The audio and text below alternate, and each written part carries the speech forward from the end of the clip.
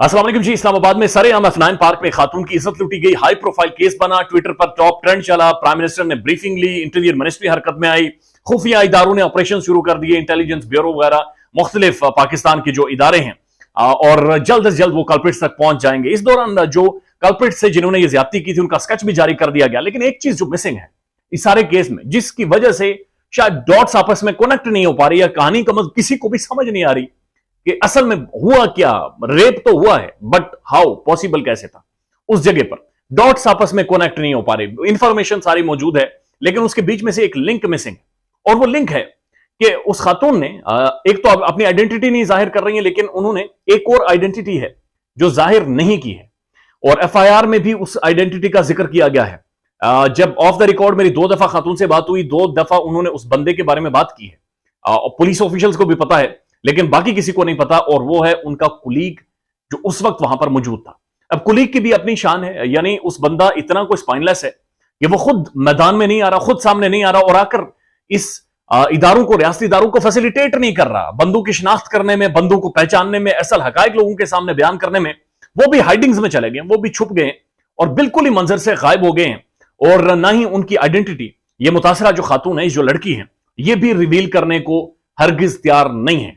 तो फिर किस तरह से पता चले कि इनके साथ कौन सा कुलीग था, और जो बात खातून कर रही हैं क्या उसी तरह से थी, या कुलीग ने डिफरेंटली इस चीज को ऑब्जर्व किया। शायद ये भी तो पॉसिबिलिटीज हो सकते हैं कि वो जो कल्प्रिट्स थे उन्हें शायद बदला उस कुलीग से लेना हो और उन्होंने अपने भड़ास उधर जाकर निकाल ली हो। पॉसिबिलिटीज आर देयर, और डिबेट भी बहुत ज्यादा इसके ऊपर हो रही है। एक दो चीजें जो समझ आ रही हैं, जो मैंने खुद खातून से, मुतासरा खातून से बातचीत की, उनसे पूछा, उन्होंने ये कहा कि जब मेरे साथ ज्यादती की गई तो उस वक्त हम दोनों दो जगह, यानी हम दोनों साथ थे, 2 बंदे आए, दोनों के पास गन्स थी। एक मुझे घसीट कर जंगल में लेकर गया और एक उस मेरे कुलीग को घसीट कर दूसरी जगह पर लेकर गया, यानी दोनों को सेपरेट किया गया। कितनी दूर किया गया, अगेन क्वेश्चन मार्क है। और फिर वो कह रही कि एक बंदे ने मेरे साथ ज्यादती की एंड देन दूसरा आया, तो इसका मतलब है कहीं क्लोज थे। इसका मतलब है कुलीग सारी चीजें देख रहा था, और उन्होंने मुझे यह भी कहा कि वो बुज़दिल किस्म का मर्द है, वो एक डम्ब किस्म का इंसान है।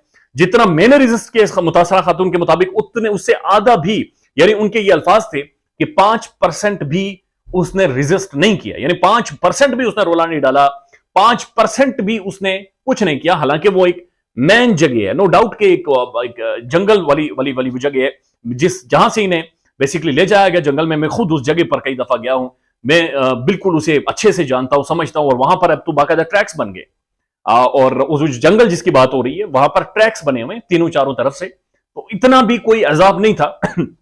अगर वो कुलीग रोला डाल देता तो शायद कोई बचत हो सकती थी। बहरहाल विक्टिम ब्लेमिंग नहीं है।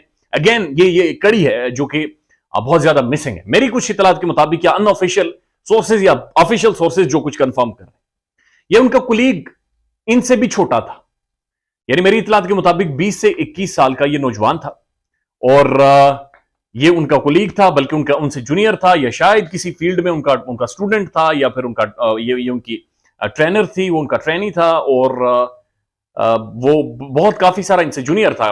एज में मे बी 5-6 ईयर्स का डिफरेंस हो, बट ही वाज जूनियर, वो काफी ज्यादा जूनियर था।